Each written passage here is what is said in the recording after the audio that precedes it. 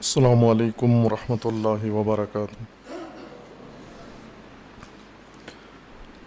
اعوذ باللہ من الشیطان الرجیم، بسم اللہ الرحمن الرحیم۔ الحمد للہ والصلاة والسلام علی رسول اللہ وآلہ آل اللہ، واللعنۃ الدائمۃ علی اعدائہم اعداء اللہ من یوم عداوتہم الی یوم لقاء اللہ۔ عباد اللہ اوصیکم ونفسی بتقوی اللہ، اتقوا اللہ فإن خیر الزاد التقوی۔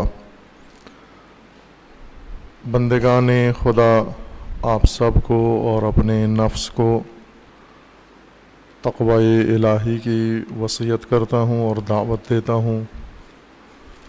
تقوی اختیار کریں، چونکہ خداوند تبارک و تعالی نے انسان کی نجات کے لیے و انسان کے مقصد حیات تک پہنچنے کے لیے جو ذات و راحلہ و توشہ مقرر کیا ہے وہ تقوی ہے۔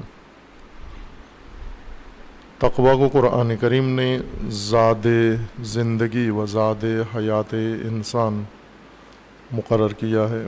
زاد اس سامان کو کہتے ہیں جو انسان کی بقا کے لیے ضروری ہوتا ہے۔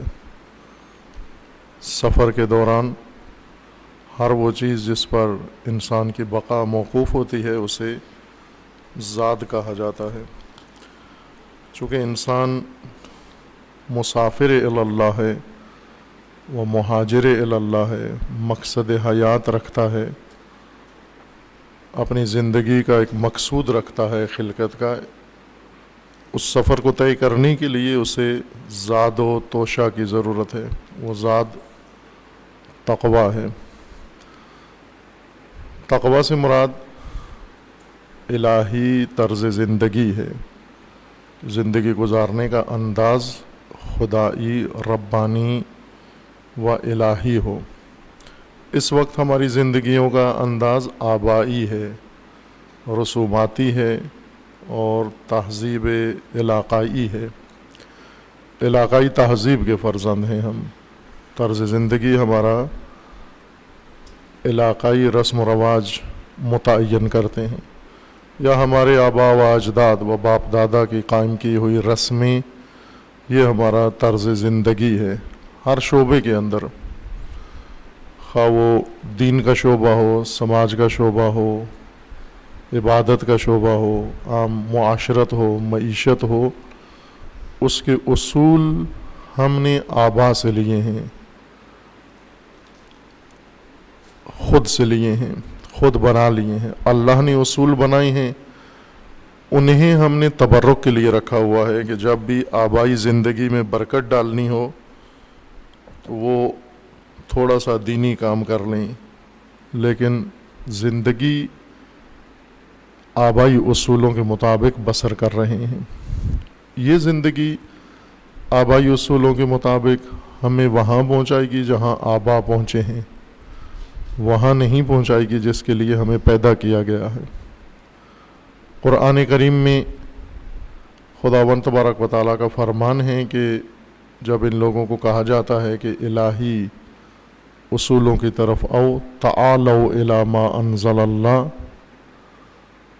جو کچھ خدا نے تمہارے لیے نازل کیا ہے اس کی طرف آؤ، تو جواب میں یہ کہتے ہیں کہ حسبنا ما وجدنا علیہ آباءنا، ہم نے اپنے آبا سے جو کچھ پایا ہے وہ ہمارے لیے کافی ہے۔ ماں باپ نے جو بتایا ہے، باپ دادا سے جو ہم نے لیا ہے، سابقہ نسلوں سے، بزرگوں سے جو کچھ ہم نے حاصل کیا ہے وہ ہمارے لیے کافی ہے، حسبنا۔ اور اس کے بعد قرآن کا فرمانا ہے کہ یہ کیسے کافی ہے تمہارے لیے؟ اولو کانوا آباؤہم یا آباؤہم لا یعقلون، اگر یہ نادان تھے آبا، تم بھی انہی نادانوں کا راستہ اپناؤ گی، جبکہ تمہارے سامنے الہی راستہ موجود ہے، انبیاء کا راستہ موجود ہے، ائمہ اطہار کا راستہ موجود ہے۔ آپ اسے چھوڑ کر پھر بھی آبا کے طور طریقوں پر پابند رہو گے. اور ایسا ہی ہے، دین ہوتے ہوئے آبا کی تہذیب کے پابند ہیں ہم، قرآن ہوتے ہوئے ہم آبائی رسم و رواج کے پابند ہیں. اس لیے زندگیوں میں تقوی نہیں ہے. تقوی کو فقط تذکرے کے لیے رکھا ہوا ہے. کہیں بھی اگر ٹائم پاس کرنا ہو یا مصروف کرنا ہو، مشغول کرنا ہو لوگوں کو، اس وقت تقوی یاد آ جاتا ہے، اور تقوی کے چند حوالے دے کر ہم اپنے آپ کو بری و ذمہ سمجھتے ہیں. تقوی عملی زندگی کے لیے ہے. تقوی علمی بات نہیں ہے. تقوی حالت ہے، انداز ہے، طرز زندگی جو عملی زندگی کے اندر موجود ہونا چاہیے. مثلا جب انسان لباس پہنے اس میں تقوی نظر آئے، انسان جب کھانا کھائے اس میں تقوی نظر آئے، جب تجارت کرے، کسب و کار کرے، تقوی نظر آئے، جو ذمہ داریاں انسان نبھاتا ہے اس میں تقوی نظر آئے، تعلیم و تعلم میں تقوی نظر آئے. ورنہ کتابوں میں تقوی ہو، زبانوں پہ تقوی ہو، ممبروں پہ تقوی کا ذکر ہو، اور ہمارے وجود، ہماری زندگیاں تقوی سے خالی ہوں، تذکرہ تقوی کا فائدہ نہیں دیتا. جس طرح سلامتی، صحت و سلامتی کہاں ہونی چاہیے؟ صحت و سلامتی علمی بات نہیں ہے کہ صحت و سلامتی کے اوپر کتابیں لکھیں تو معاشرہ سالم ہو جاتا ہے یا انسان صحت مند ہو جاتے ہیں. صحت آپ کے وجود کے اندر ہونی چاہیے، سلامتی آپ کے اندر ہونی چاہیے. ایسی زندگی بسر کریں کہ صحت مند زندگی ہو، سالم زندگی ہو. اسی طرح تقوی، زندگی کا انداز نظر آئے، زندگی کے اندر اٹھنے بیٹھنے میں تقوی کی جھلک موجود ہو. البتہ تقوی کا صحیح معنی جیسے اشارہ کیا ہے کہ تقوی طرز زندگی کا نام ہے. امام خمینی رضوان اللہ تعالی علیہ اپنے ایک خطبے میں بیان فرماتے ہیں کہ کسی زمانے میں، یعنی انقلاب سے پہلے، ایران کی بات کرتے ہیں، انقلاب سے پہلے ایران میں بے وقوفی کو تقوی کہتے تھے لوگ. جو بے وقوف آدمی ہوتا تھا اسے کہتے تھے بہت متقی آدمی ہے. پاکستان میں ابھی تک، وہاں تو انقلاب آیا تو یہ معیار ختم ہو گیا کہ بے وقوف آدمی متقی نہیں ہوتا، بلکہ عقل مند ہوشیار آدمی متقی ہوتا ہے. لیکن پاکستان میں ابھی تک ایسا ہی ہے. پاکستان میں بے وقوف، بلکہ جو بالکل ہی عقل سے گزرا ہوا ہو، دیوانہ، پاگل، وہ ولی اللہ کا کہلایا جاتا ہے. آپ نے دیکھا ہوگا اپنے معاشروں میں کہ جو بہت مقدس شخصیات، ہستیاں ہوتی ہیں، یہ ننگے، گندے، آلودہ قسم کے لوگ جنہیں نہ طہارت کا علم ہے، نہ عمر بھر میں منہ دھویا ہے، نہ کسی اور چیز کی تہذیب و تمیز ہے، عقل بھی نہیں ہے، بالکل فاقد عقل ہے. اسی کے پاس جاتے ہیں التماس دعا کے لیے، اس سے بچوں کو شفا کے لیے ٹچ کرواتے ہیں، اس سے زندگی کی الجھنیں دور کرواتے ہیں کہ یہ ولی خدا ہے، یہ پیر ہے، یہ مقدس ہے، یہ پہنچا ہوا ہے. جس کی عقل زائل ہو جائے اسے کہتے ہیں باتقویٰ ہے، احمق ہے، بے وقوف ہے. بے وقوف متقی نہیں ہوتا. تقویٰ کی ایک شرط یہ ہے کہ انسان عقل مند ہو. بے وقوف کبھی متقی نہیں ہو سکتا، چونکہ پہلا رکن تقویٰ کا اس کے اندر نہیں ہے، عقل. عقل سے مراد کتابیں پڑھنے والی عقل نہیں ہے. دو عقل ہیں انسان کے اندر. ایک عقل اللہ نے دی ہے درس پڑھنے کے لیے، اور ایک عقل دی ہے زندگی گزارنے کے لیے. یہ کتابی عقل سے انسان سیکھ جاتا ہے، علم حاصل کرتا ہے، امتحان پاس کرتا ہے. اس عقل سے زندگی نہیں گزار سکتا. اچھے نمبر لیتا ہے، مدرسے میں، کالج میں، یونیورسٹی میں بورڈ ٹاپ کرتا ہے، لیکن گھریلو مسائل میں پھنسا ہوتا ہے، الجھا ہوتا ہے. روزمرہ کے مسائل اس سے حل نہیں ہوتے. بعض اوقات ان پڑھ لوگ ہوتے ہیں، عورتیں اور مرد پڑھے لکھے نہیں ہیں، کوئی ڈگری نہیں ہے، اپنا نام بھی نہیں لکھ سکتے، جن کو انگوٹھا چھاپ لوگ کہتے ہیں، لیکن پورے گاؤں کے مسائل حل کرتے ہیں، پوری برادری کے مسائل وہی ان پڑھ آدمی حل کرتا ہے. اس کے اندر علمی عقل نہیں ہے لیکن عملی عقل ہے. وہ عقل ہے جس سے زندگی گزارتا ہے انسان اور زندگی کی مشکلات حل کرتا ہے. تقویٰ کے لیے عقل کی ضرورت ہے. بیوقوف کو متقی نہیں کہتے.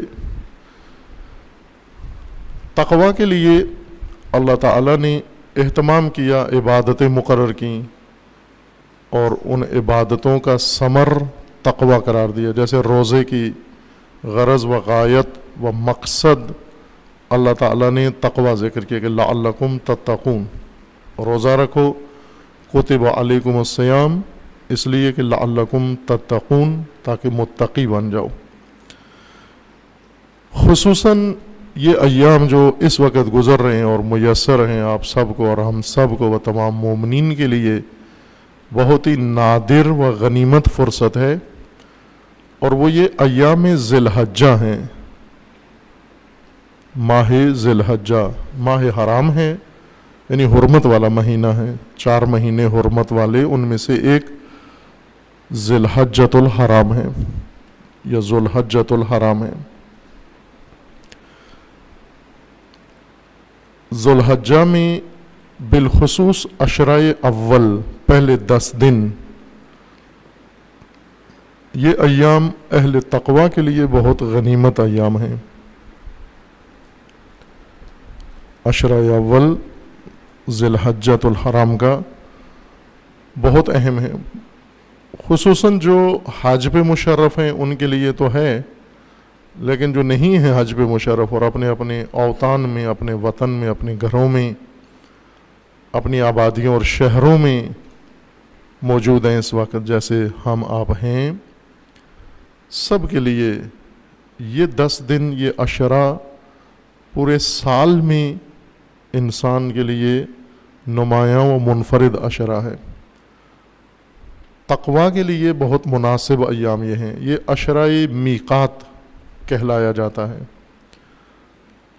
عشرۂ میقات خداوند تبارک و تعالی ہے. قرآن کریم نے جو کردار ذکر کیے ہیں، جن ہستیوں کا ذکر کیا ہے، انبیاء کرام علیہم السلام، ان سب کو جو توفیقات نصیب ہوئی ہیں وہ اسی عشرۂ ذی الحجہ میں نصیب ہوئی ہیں. ان 10 دنوں میں عشرۂ معراج انسان ہے. میقات ہے وہ معراج.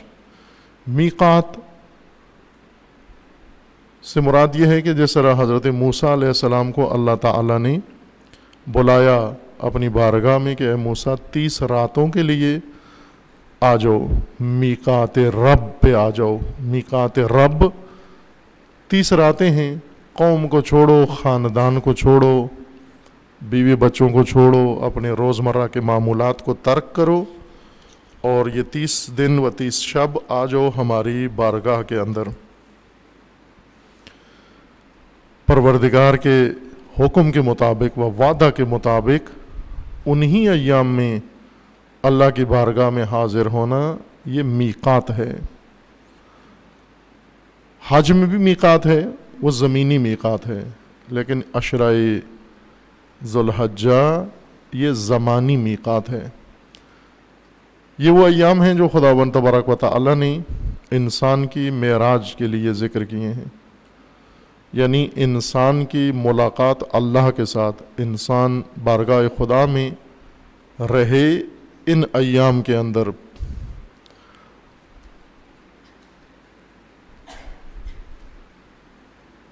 جو توفیقات دوسرے ایام میں انسان کو نصیب نہیں ہوتی، بالخصوص ان ایام میں وہ در انسان پر کھل جاتے ہیں. کچھ ظاہری آداب ہیں کتابوں کے اندر موجود ہیں، ان سے سروکار رکھیں، خصوصاً طلاب عزیز، کہ آداب ثنا کے نام سے جو کتابیں ہیں مفاتی میں ہیں، مفاتی الجنان میں بھی کچھ حصہ موجود ہے اس کا، لیکن کچھ دوسری کتب ہیں حتماً یہاں لائبریری میں ہوں گی. اگر نہیں ہیں تو انہیں مدرسے میں طلاب کے لیے فراہم کیا جائے، مومنین بھی ان سے استفادہ کریں اور اپنے گھروں میں بھی رکھیں. بعض علماء کرام نے خصوصاً کتابیں لکھی ہیں اسی موضوع پر کہ انسان اپنے شب و روز کیسے گزارے. جیسے ایک کتاب ہے مرحوم مرزا جواد ملکی تبریزی کی رحمۃ اللہ تعالی علیہ، جو بہت نامی معروف عرفاء میں سے و اہل معرفت میں سے تھے، خداوند تعالی رحمت فرمائے۔ ان کی کتاب ہے المراقبات۔ المراقبات یہ کتاب ہے مہینہ گزارنے کے لیے، کہ آپ ایک ماہ کس طرح سے بسر کریں، ہر روز کس طرح سے طے کریں آپ، اور مختلف ایام سال کے کس طرح سے بسر کریں۔ اردو میں ترجمہ اس کا موجود ہے، مختلف ناموں سے ہے، کسی نے لقاء اللہ کے نام سے ترجمہ کیا ہے، کسی نے اور نام سے۔ اصل کتاب المراقبات ہے، بہت ہی اچھی کتاب ہے، مفید۔ مرحوم شیخ بہائی رضوان اللہ تعالیٰ علیہ کی کتاب ہے فلاح السائل، اسی موضوع پر ہے۔ اور اسی طرح بعض دیگر بزرگان ہیں، جیسے عدت الداعی ابن فاد ہلی کی کتاب ہے رحمۃ اللہ علیہ۔ یہ وہ بزرگان ہیں جنہوں نے راز تقوی کشف کر لیا ہے اور دوسروں کو بتایا، ہمیں بھی بتایا ہے کہ آپ بھی تقوی کے منزل پر پہنچ سکتے ہو اگر اپنی شب و روز ان آداب کے ساتھ بسر کرو آپ۔ ان میں تمام ان کتابوں میں عشرہ اول ذی الحجہ کا بہت خصوصیت کے ساتھ ذکر کیا گیا ہے۔ یہ پہلا عشرہ یکم ذی الحجہ سے لے کر 10 ذی الحجہ تک، حجاج کے لیے 12 ذی الحجہ تک ہے ایام عبادت کے، لیکن عشرہ ذی الحجہ یہ تمام مومنین کے لیے بالعموم غنیمت فرصت ہے۔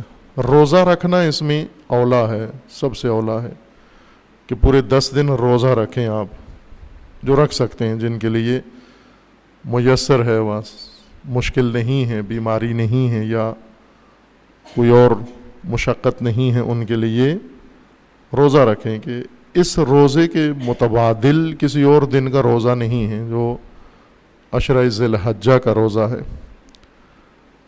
یہ ایام غنیمت ہیں۔ حضرت موسیٰ علیہ السلام کو خداوند تبارک و تعالی نے اپنی بارگاہ میں بلایا، پورا 30 راتیں ذی القعدہ کی 3 راتیں تھیں۔ پچھلا مہینہ جو گزر گیا ہے وہ بھی حرام مہینوں میں سے ہے، یعنی باحرمت مہینہ ہے۔ ذی القعدۃ الحرام صاحب حرمت مہینوں میں سے ایک ذی القعدہ ہے، پچھلا قمری مہینہ جو ختم ہوا ہے۔ وہ 30 راتیں موسیٰ علیہ السلام نے پوری کر دیں اور وعدہ رب مکمل ہو گیا، لیکن خداوند تبارک و تعالیٰ نے 10 راتیں اور بڑھا دیں، 10 دن یا 10 راتیں اور بڑھا دیں موسیٰ کے معراج کے لیے، غیبت موسیٰ میں اور عبادت موسیٰ میں اضافہ کرنے کے لیے۔ وہ 10 دن یہی عشرہ اول ذی الحجہ تھا، یہ 10 دن بڑھا دیے موسیٰ علیہ السلام کے لیے، اور اس طرح میقات پروردگار موسیٰ نے تمام کی۔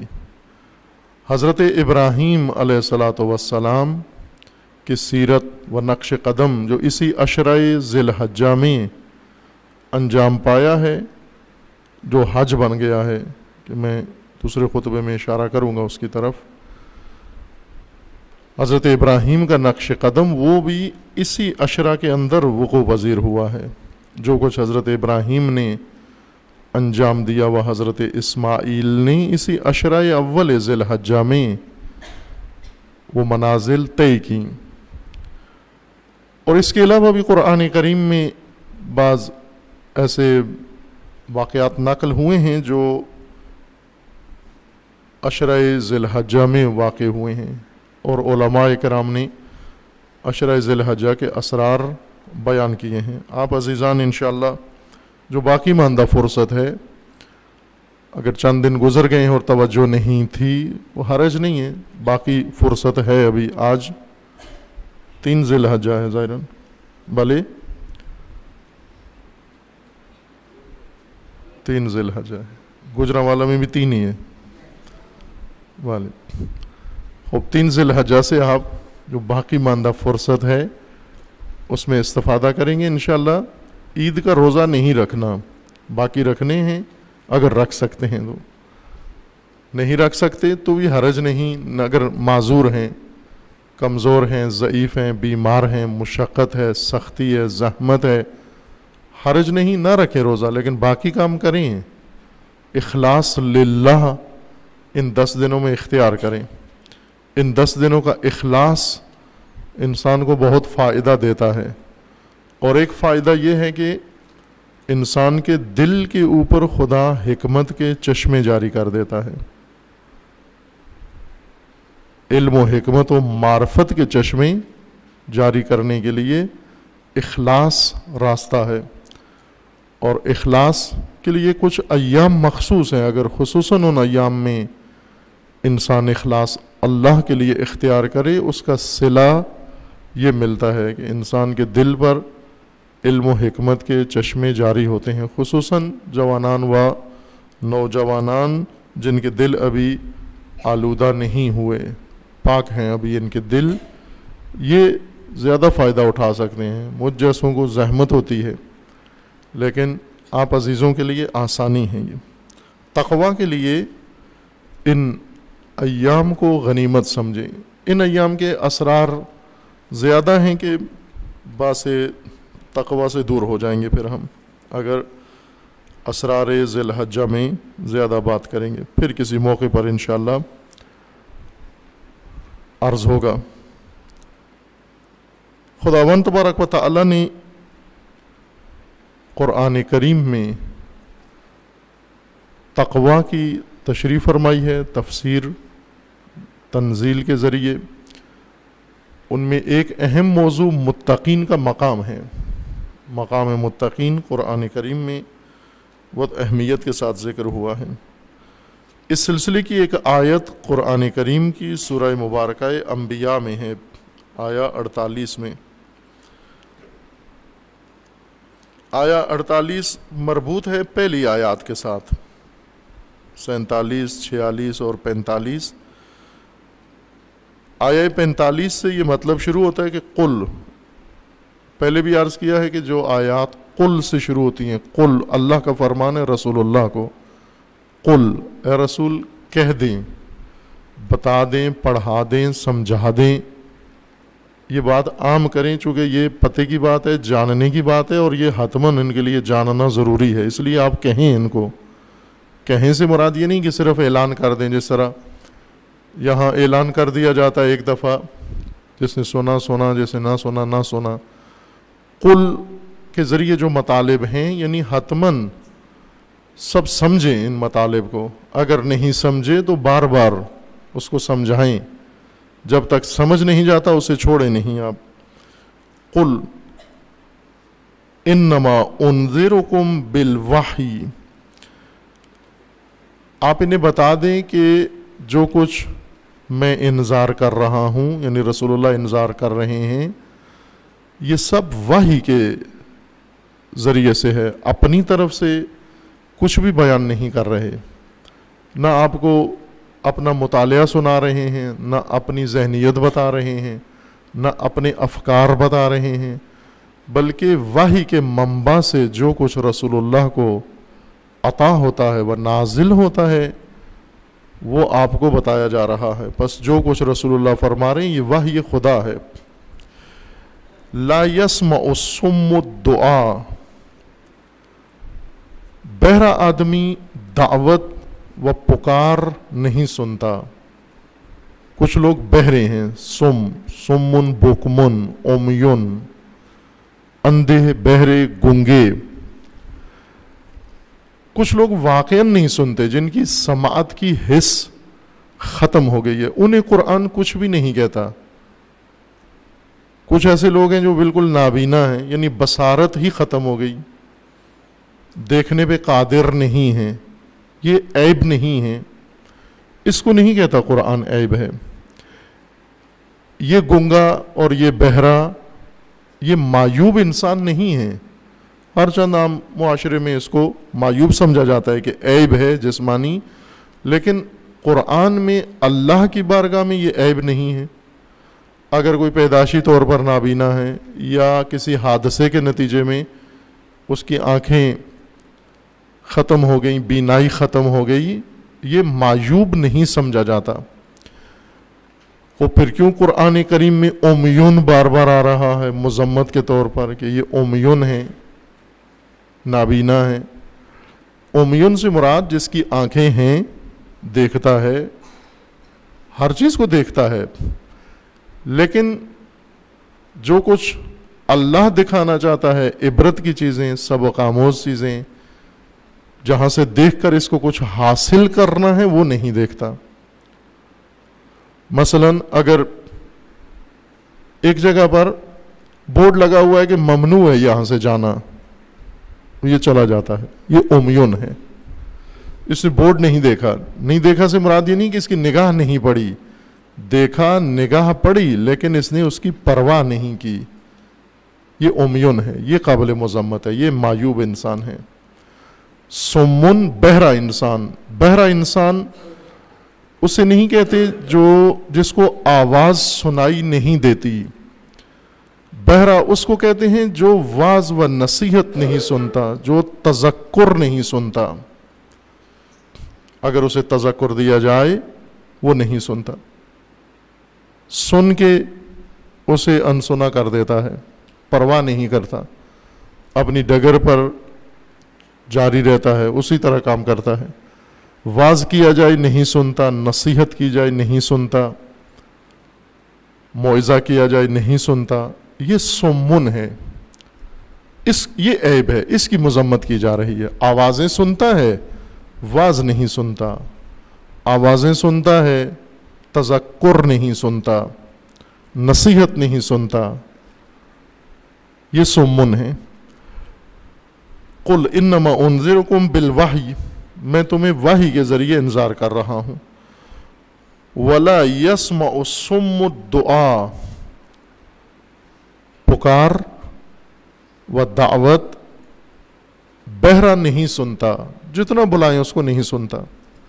آپ سناتے رہیں، بتاتے رہیں، تذکر دیتے رہیں، تکرار کرتے رہیں، وہ نہیں سنتا۔ اذا ما ینذرون، جب انذار کیا جاتا ہے، بہرے کچھ بھی نہیں سنتے، انذار نہیں سنتے۔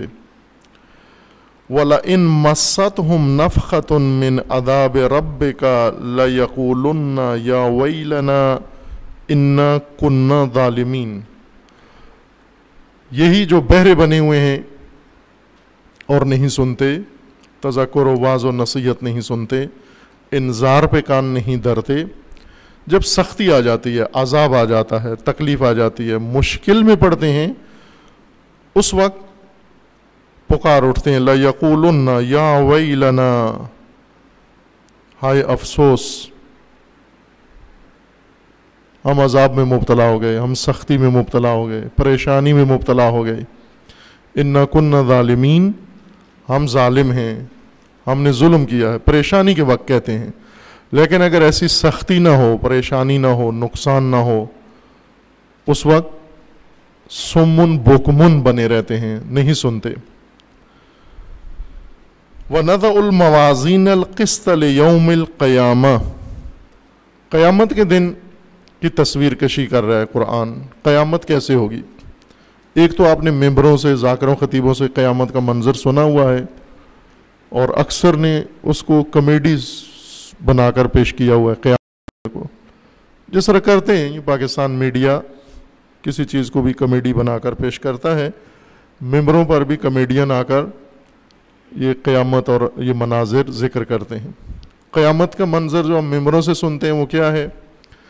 وہ یہ ہے کہ پکڑ دھکڑ ہوگی، اور اسی پکڑ دھکڑ میں جس طرح مثلا پولیس چھاپے مار رہی ہے اور سیاسی لوگ اپنے حامیوں کو چھڑا رہے ہیں پولیس سے، ایک طرف چھاپے پڑ رہے ہیں، ایک طرف سفارش ہو رہی ہے، ایک طرف چھاپے پڑ رہے ہیں، ادھر سے کال آ رہی ہے ہمارا بندہ ہے چھوڑ دو اس کو، وہ پولیس افسر سلوٹ کر کے چھوڑ دیتا ہے، سر مجھے معلوم نہیں تھا یہ آپ کا آدمی ہے غلط آدمی ویسے ہی ہے، لیکن وہ کہتے ہیں ہمارا ہے اس لیے چھوڑ دو، چھوڑ دیتے ہیں۔ یہ پاکستان میں روزمرہ ہو رہا ہے، پولیس آپریشن کرتی ہے، چھاپے مارتی ہے، مشکوک آدمی کو پکڑ لیتی ہے، ادھر سے فون آتا ہے اس کو چھوڑ دو، چھوڑ دیتے ہیں اس کو، چونکہ اپنی پارٹی کا ہے، حکمران پارٹی کا ہے، تکڑی پارٹی کا ہے، خوب ممبروں پر قیامت کا یہ منظر ہوتا ہے کہ پکڑ دکڑ شروع ہوگی، اس پکڑ دکڑ میں پھر بعض ہستیاں آئیں گی اور وہ آ کر کہیں گے یہ جو پکڑے ہیں فرشتوں کہیں گے ان کو چھوڑو یہ ہمارے ہیں، فرشتے بھی ادب سے کہیں گے کہ جناب معذرت ہمیں پتہ نہیں تھا یہ آپ کے. یہ ممبروں کی قیامت ہے، خطیبوں کی اور ذاکروں کی خیالی قیامت. یہ خیالی ہے چونکہ خیال انسان کا تصویر سازی کرتا ہے، ہر چیز کی تصویر بناتا ہے. خیال ہے ہی اسی لیے حقیقت کی غیر حقیقی تصویر بنانا. خیال کی قوت سب میں ہے، چھوٹوں میں بڑوں میں ہے، اور اس مقصود کے لیے ہے کہ حقیقت کی غیر حقیقی تصویر بنا کے پیش کریں. آپ تخیل کی مدد سے دین بناتے ہیں، تخیل کی مدد سے نظام بناتے ہیں. اب قیامت کی حقیقی تصویر جو قرآن پیش کر رہا ہے وہ یہ ہے کہ وَنَضَعُ الْمَوَازِينَ، قیامت میں ہم میزان ترازو رکھیں گے.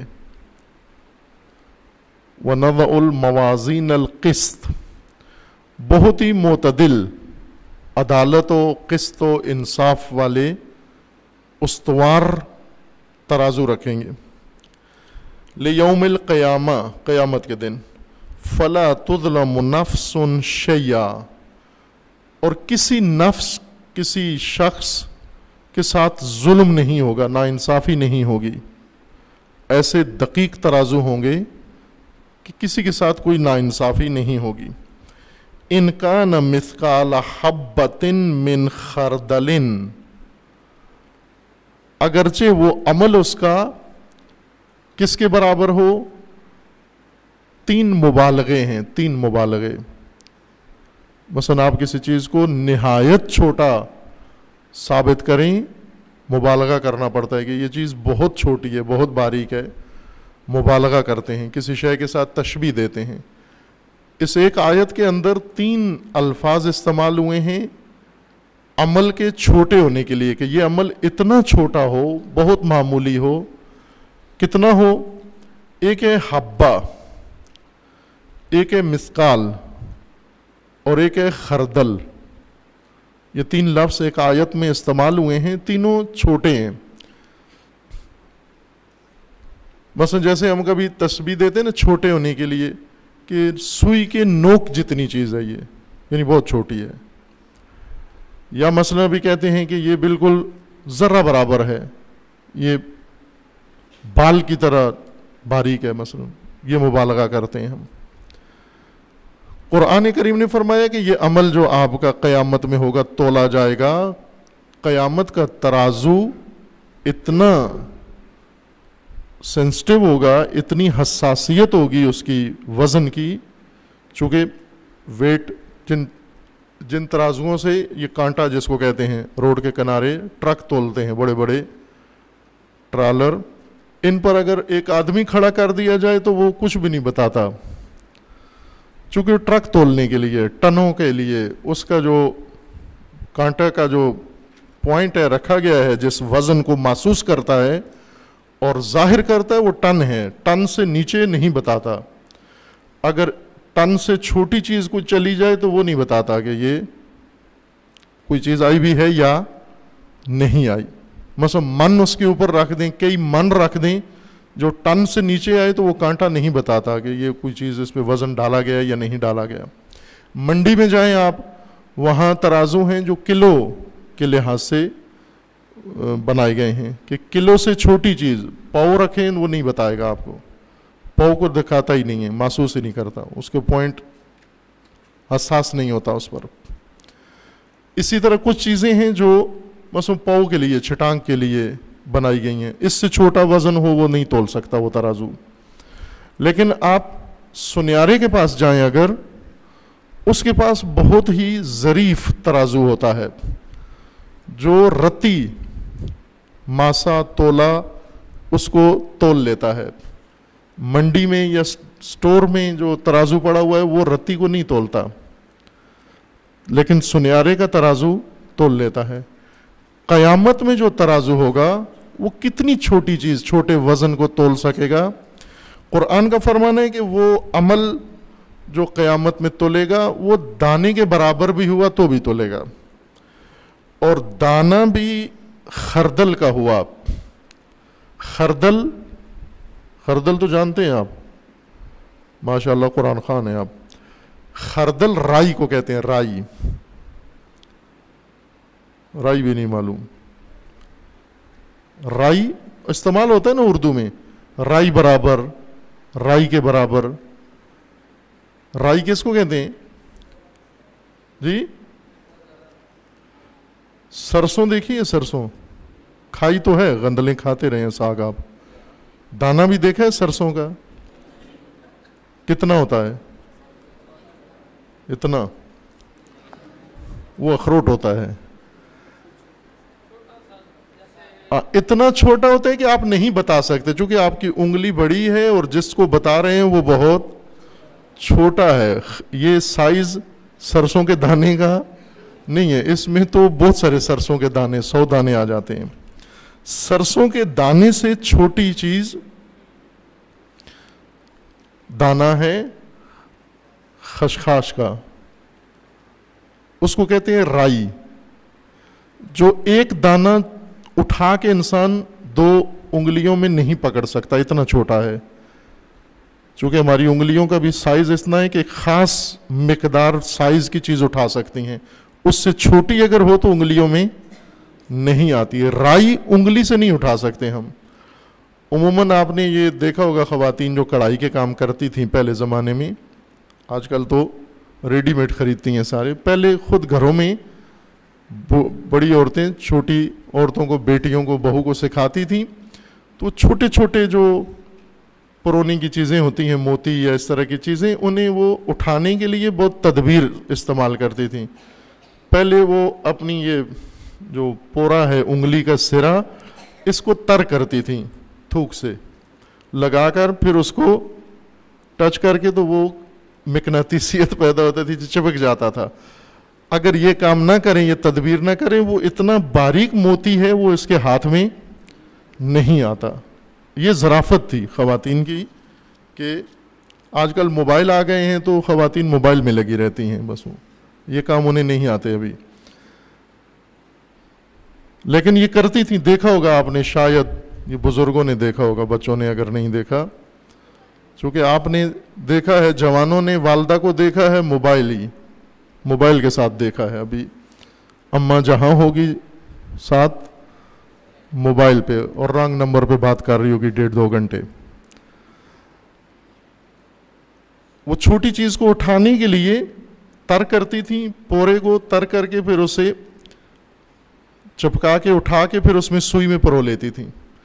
چھوٹی چیز کو ناپنا سب سے مشکل کام ہے, چھوٹی چیز کا اندازہ لگانا مشکل ہے, چھوٹی چیز کا وزن نکالنا بہت مشکل ہے. خردل رائی کو کہتے ہیں, رائی کا دانہ سب سے چھوٹا, دانے جتنے بھی اللہ نے بنائے ہیں سب سے چھوٹا دانہ رائی کا دانہ ہے. رائی سے زیادہ چھوٹا اور کوئی دانہ نہیں ہے. رائی کا دانہ بھی اگر توڑا جائے, توڑ کر اس کے حصے کیے جائیں اور مسکال بنایا جائے. مسکال وہ دانہ ہے یا دانہ وہ مقدار ہے جو صرف آپ اسے دیکھ سکتے ہیں, اسے اٹھا بھی نہیں سکتے. مسکال. حبہ بھی خردل کا, رائی کا دانہ, اور رائی کا دانہ بھی مسکال برابر. اتنا چھوٹا عمل اگر ہوا آپ کا, اس دنیا میں کیا ہے آپ نے, چھوٹا سا عمل, رائی برابر عمل کیا ہے آپ نے, دانہ برابر عمل کیا ہے. وہ دانہ بھی رائی کا دانہ تھا, اور اس رائی کے دانے کے اندر بھی مسکال برابر عمل کیا ہے آپ نے. 3 مبالغے عمل کے چھوٹے ہونے کے لیے, کہ اتنا چھوٹا عمل بھی اگر آپ نے کیا ہے, قیامت کے ترازو میں یہ بھی تولا جائے گا. وہ ترازو بتا دے گا وہی آپ کا عمل ہے, اچھا ہے تو بھی, برا ہے تو بھی.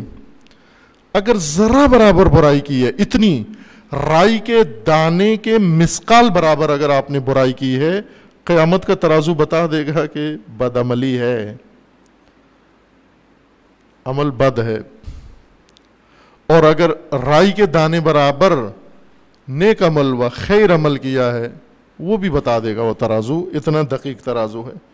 وَنَضَعُ الْمَوَازِينَ الْقِسْطَ لِيَوْمِ الْقِيَامَةِ فَلَا تُظْلَمُ نَفْسٌ شَيْئًا وَإِنْ كَانَ مِثْقَالَ حَبَّةٍ مِّنْ خَرْدَلٍ أَتَيْنَا بِهَا، ہم وہ خردل برابر و رائی کے دانے برابر جو عمل ہے وہ بھی لے آئیں گے۔ وَقَفَى بِنَا حَاسِبِينَ، اور ہمارے لیے کافی ہے حساب گر ہونا، حساب رس ہونا، صاحب حساب ہونا۔ اللہ کا فرمان ہے ہمارے لیے کافی ہے، ہم صاحب حساب ہیں اور یہ کافی ہے۔ حساب خدا میں یہ ساری چیزیں آ جائیں گی۔ وَلَقَدْ آتَيْنَا مُوسَى وَهَارُونَ الْفُرْقَانَ وَضِيَاءً وَذِكْرًا لِلْمُتَّقِينَ۔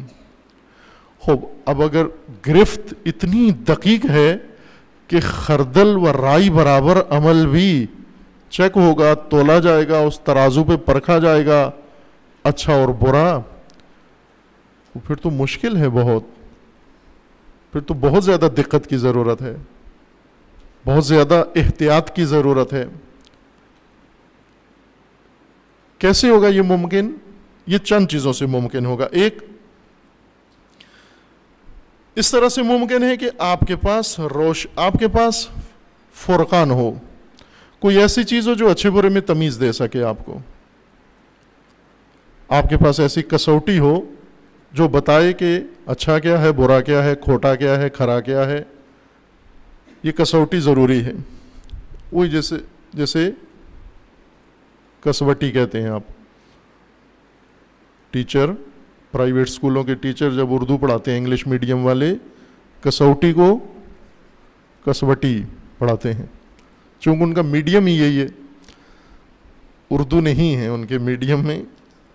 کسوٹی سنیارے کے پاس سونے کو پرکھنے کے لیے ایک ذریعہ ہے، اس کے اوپر وہ رگڑتا ہے، پتھر ہے کہہ لیں، اس کے اوپر سونا رگڑتا ہے، اس کو پتہ چل جاتا ہے کہ یہ سونا اصلی ہے یا نقلی ہے، اسے کسوٹی کہتے ہیں۔ جو چیز فرق کرے، فرقان، جو چیز فرق کر کے دے ہمیں کھوٹے اور کھرے میں۔ مارکیٹ میں جعلی چیزیں پڑی ہوئی ہیں، اصلی بھی ہیں، اور جس ذریعے سے آپ پرکھ سکتے ہیں کہ یہ اصلی ہے یہ جعلی ہے، اس کو فرقان کہتے ہیں، فرق کرنے والی شے۔ پس آپ کے پاس فرقان ہونا چاہیے۔ وَضِيَاءً، دوسرا یہ کہ روشنی بھی ہو۔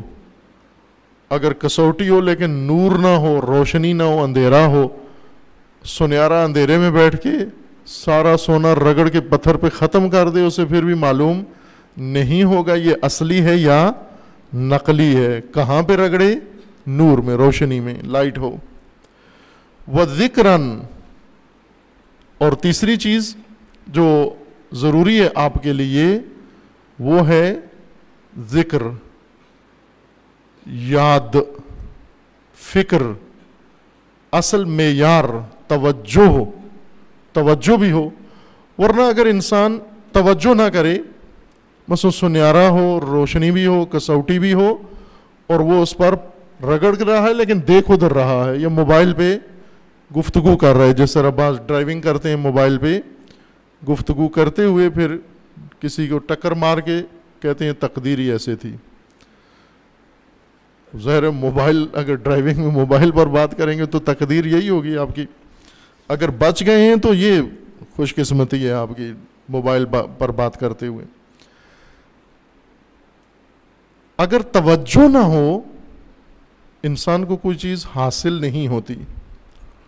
مثلا نماز جمعہ میں آ جانا اور صرف بیٹھ جانا اس نیت کے ساتھ کہ اس مسجد میں کرنٹ ہے تقدس کا متبرک، اور جو ہی میں اندر داخل ہوتا ہوں وہ کرنٹ مجھے پورا گھیر لیتا ہے، اور جب اٹھ کے جاتا ہوں تو ایک مقدس کرنٹ کے ساتھ باہر جا رہا ہوں، یا مجلس میں آنے سے کرنٹ ہوتا ہے نہ۔ عزیز من، ایسے جگہوں پر مثلا نماز جمعہ میں آئے ہیں تو توجہ ضروری ہے۔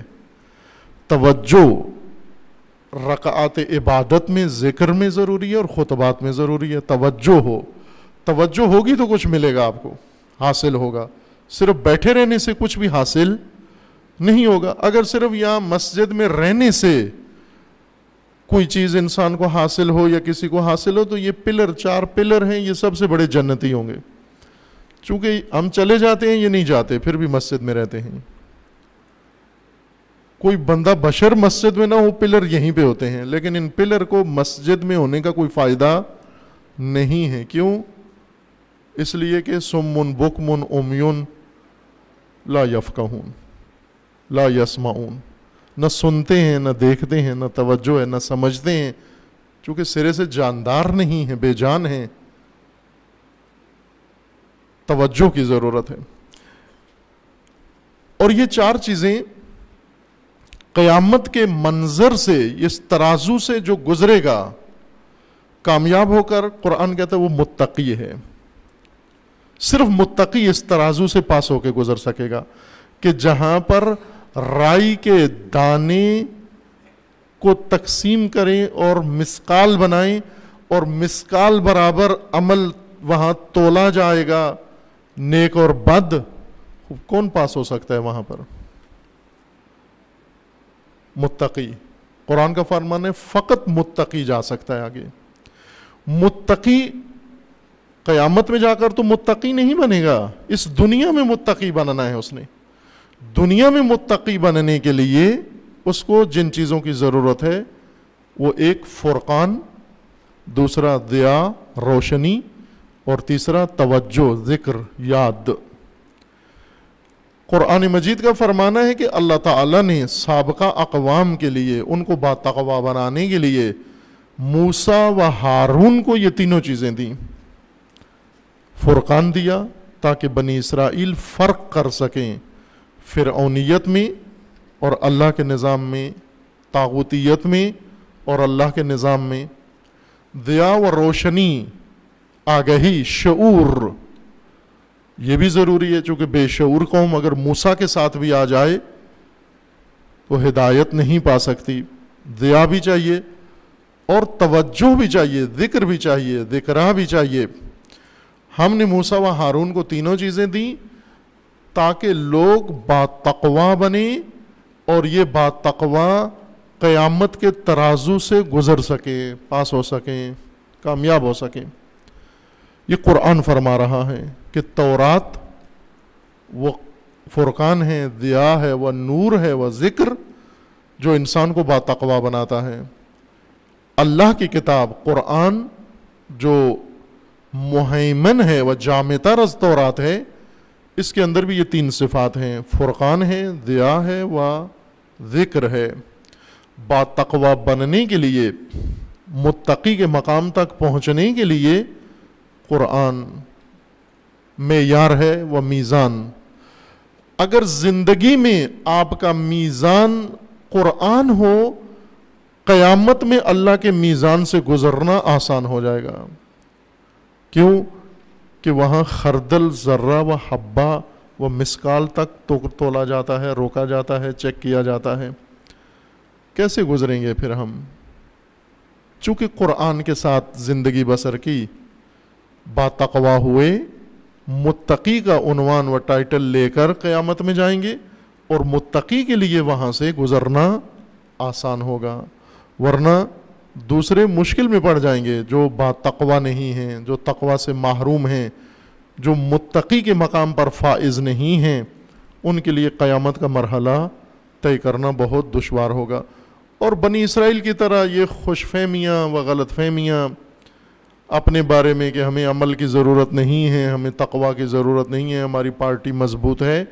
قرآن کریم کا فرمانا ہے کہ تلک امانیکم، یہ تمہارے اندازے ہیں، اور اندازے اللہ کے نظام کے بارے میں اکثر غلط ہی ہوتے ہیں. یہ تمہارے اندازے ہیں، ایسے نہیں ہونا. چونکہ قرآن نے جب صراحت سے کہہ دیا ہے کہ مسقال برابر، ذرہ برابر، خردل برابر، حبہ برابر عمل وہاں دکھایا جائے گا، حساب میں لایا جائے گا، تو پھر اپنے بے تکے اندازے مت لگاؤ اور قرآنی موازین کو قبول کر کر تقوی اختیار کرو، متقی بنو، تاکہ نہ دنیا میں تمہیں مشکل پیش آئے اور نہ ہی آخرت میں مشکل پیش آئے. کہ انشاءاللہ اللہ تعالی سب مومنین و سب مسلمین کو و ہم سب کو انشاءاللہ پروردگار مقام تقوی تک پہنچنے کی توفیق عطا فرمائے. اعوذ باللہ من الشیطان الرجیم بسم اللہ الرحمن الرحیم انا اعطیناک الکوثر فصل لربک وانحر ان شانئک هو الابتر. اعوذ باللہ من الشیطان الرجیم بسم اللہ الرحمن الرحیم الحمد للہ والصلاة والسلام علی رسول اللہ وآلہ آل اللہ لا سیما علی امیر المؤمنین علی ابن ابی طالب علیہ الصلاۃ والسلام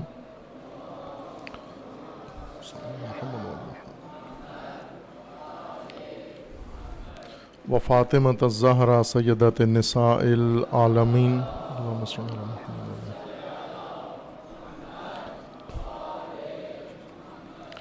والحسن والحسین سیدی شباب اہل الجنہ وصبتی الرحمہ وعلی ابن الحسین اللہم صل علی محمد والمحمد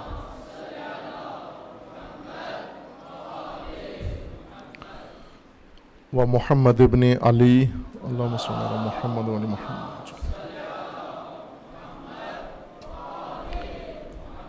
وجعفر ابن محمد اللہم صل علی محمد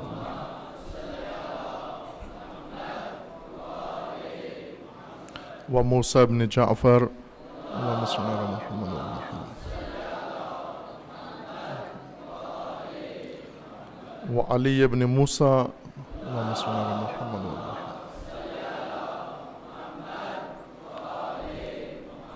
ومحمد ابن علی اللہم صل علی محمد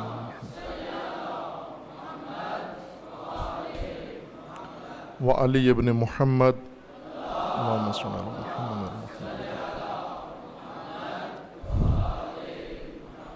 والحسن ابن علی اللہم صل علی محمد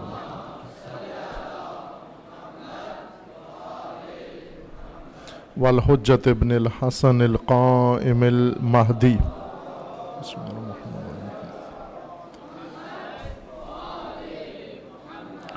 حجج اللہ علی عبادہ و امناؤہ فی بلادہ واللعن علی اعدائہم اجمعین من الآن الی قیام یوم الدین. عباد اللہ اوصیکم ونفسی بتقوی اللہ اتقوا اللہ فإن خیر الزاد التقوی. بندگان خدا آپ سب کو اور اپنے نفس کو تقوی الہی کی وصیت کرتا ہوں، تقوی الہی کی نصیحت کرتا ہوں، تقوی الہی کی دعوت دیتا ہوں و تاکید کرتا ہوں کہ اپنی زندگی میں تقوی اختیار کریں کہ راہ نجات فقط تقوی ہے. میزان الہی سے وہی گزر سکتا ہے جس نے موت سے پہلے اس زندگی کے اندر تقوی اختیار کیا ہے. تقوی کے منابع قرآن کریم ہیں و سنت رسول اللہ و اطرت رسول اللہ و ذریت رسول اللہ ہیں کہ جو منبع نورانی و پربرکت ہمیں میسر ہے. اور اسی تقوی کے منابع میں سے ایک عبادات الہی ہیں و ان عبادات میں سے ایک نماز جمعہ ہے کہ جس کا اہم فریضہ و واجب تقوی کی تبلیغ، تقوی کی ترویج، تقوی کا نظام، تقوی کی امت بنانا اور نظام الہی کو تقوی کی اساس پر قائم کرنا ہے. جیسا پہلے خطبے میں عرض کیا کہ تقوی کے لیے جس طرح اللہ تعالیٰ نے دیگر مواقع و وسائل فراہم فرمائے ہیں، ان میں سے ایک زمانہ ہے خاص تقوی کے لیے.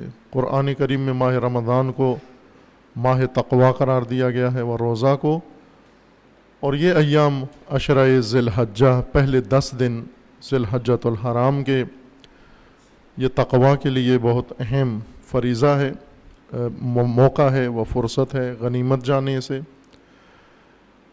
ان ایام میں جو ایک واقعہ دردناک گزشتہ ہفتے پیش آیا ہے وہ مسجد الاقصیٰ پر، قبلہ اول مسلمین پر صہیونزم کا حملہ بے حرمتی و حتاکی مسجد الحرام کی ہے، اور اس سے بدتر تمام اسلامی ممالک کی خاموشی اور تماشائی پن ہے. پورا جہان اسلام، علماء وغیرہ، علماء و حکومتیں و حتیٰ وہ جماعتیں و تنظیمیں جو اپنے آپ کو ہر اسلامی عمل کا ذمہ دار و ٹھیکیدار سمجھتی ہیں، اتنی بڑی بے حرمتی ساری دنیا کے سامنے حتاکی کی گئی ہے، اور اپنی سیاستوں میں اور اپنے کاموں میں مصروف ہیں، لیکن صہیونزم کو لگام دینے کے لیے کوئی تیار نہیں ہے. یہ بے حرمتی جو نہ پہلی دفعہ ہے اور نہ آخری دفعہ ہے، اور وہ بھی مقدس ترین مقام کی جو تمام ادیان کے لیے متبرک و مقدس ہے، صرف اسلام کے لیے نہیں بلکہ بیت المقدس و مسجد الاقصیٰ و اس کے ارد گرد کا جو علاقہ ہے، خطہ ہے، یہ سب ادیان کے لیے مقدس ہے. مسیحیت کے لیے بھی، یہودیت کے لیے بھی، اور اسلام کے لیے ادیان ابراہیمی کے لیے مقدس ترین سرزمین ہے، جس کی اس طرح بے حرمتی کی جا رہی ہے. مسلمانوں کی بے حسی اور مسلمانوں کے اندر تفرقہ و نفاق اس نے موقع دیا ہے صہیونزم کو کہ وہ اب کسی بھی جارحیت سے ٹلتا نہیں ہے، جھجکتا نہیں ہے، جو چاہتا ہے کر گزرتا ہے. اور جیسے انشاءاللہ گزشتہ ہفتے ہی رہبر معظم نے ایک رد عمل کے طور پر ایک بیان صہیونی وزیر اعظم کے جواب میں بیان دیا، جو معاہدہ ہو رہا ہے امریکہ اور یا شیطانی طاقتوں میں اور ایران کے درمیان پابندیوں کے لحاظ سے اور نیوکلیر مسئلے میں. صہیونی وزیر اعظم نے یہ بیان دیا تھا کہ 25 سال آئندہ ایران کے شر سے ہم محفوظ رہیں گے. یہ معاہدہ ایران کو پابند کرے گا، آئندہ 25 سال امن سے گزریں گے، پھر بعد میں دیکھ لیں گے. اس کے جواب میں رہبر معظم نے فرمایا کہ خوب تم 25 سال دیکھ ہی نہیں پاؤ گے، اس سے پہلے ہی انشاءاللہ نابود ہو جاؤ گے تم. اور دعا و آرزو ہے انشاءاللہ کہ خداوند تبارک و تعالی اس جرثومہ فساد و فتنہ کو صفائے ہستی سے محو فرمائے، مومنین کے ہاتھوں، نہ کہ زلزلے اور آندھی میں، چونکہ وہ چیز اجر رکھتی ہے جو مومنوں کے ہاتھوں ہو. جس میں مومن داخل نہ ہو وہ کام کوئی ثواب اجر نہیں رکھتا. مومنین کے ہاتھوں یہ کام ہو کہ انشاءاللہ اللہ تعالیٰ توفیق دے گا، اور فلسطینیوں کے ہاتھوں اور دنیا اسلام کے ہاتھوں انشاءاللہ یہ جرثومہ فساد بہت جلد انشاءاللہ نابود ہوگا.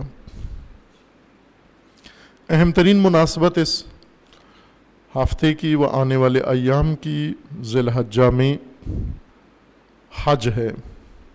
بہت ہی اہم فرصت و عبادت، جامع ترین عبادت و عالی ترین عمیق ترین فلسفے کے ساتھ.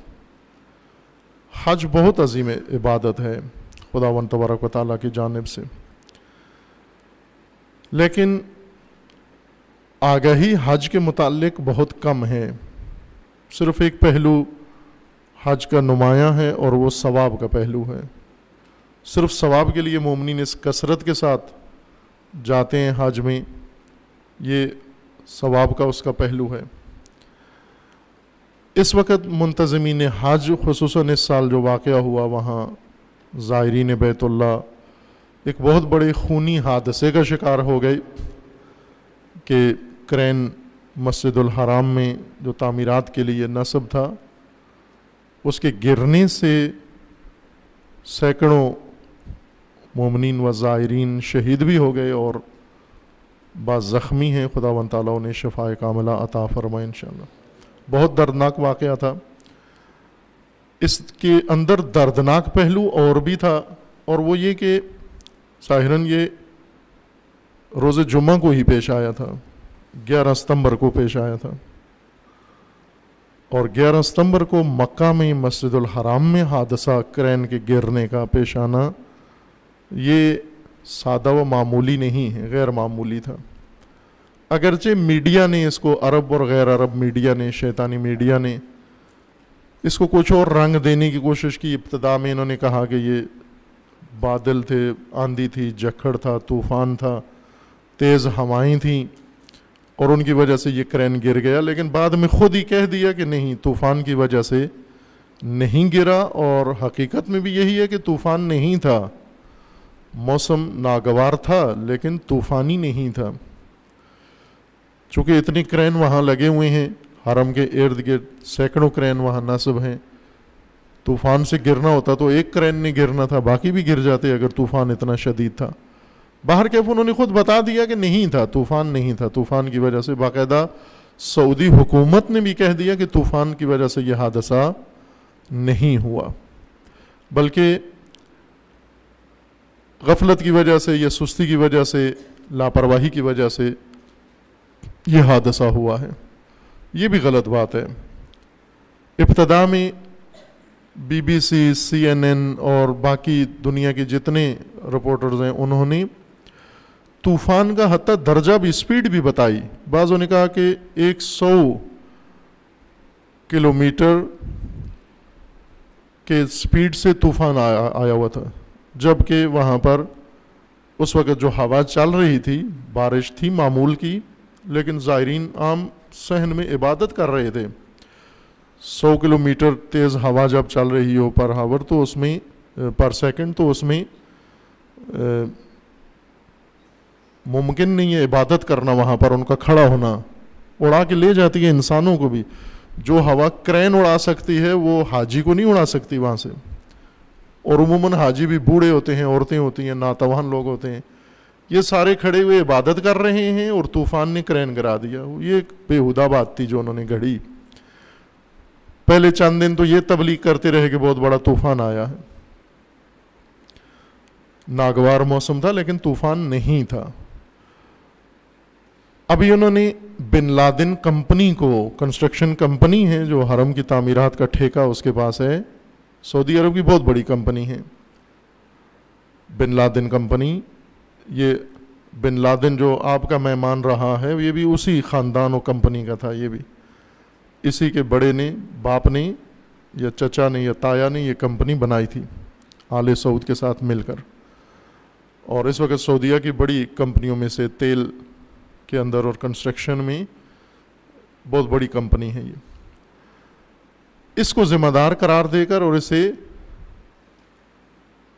بادشاہ نے بلیک لسٹ بھی قرار دیا ہے کہ یہ کمپنی بلیک لسٹ ہے، کہ حادثے کا سبب یہ کمپنی بنی ہے. کیسے بنی ہے؟ انہوں نے کہا اس لیے کہ انہوں نے کرین کو صحیح طریقے سے فکس نہیں کیا ہوا تھا، فٹنگ اس کی درست نہیں تھی.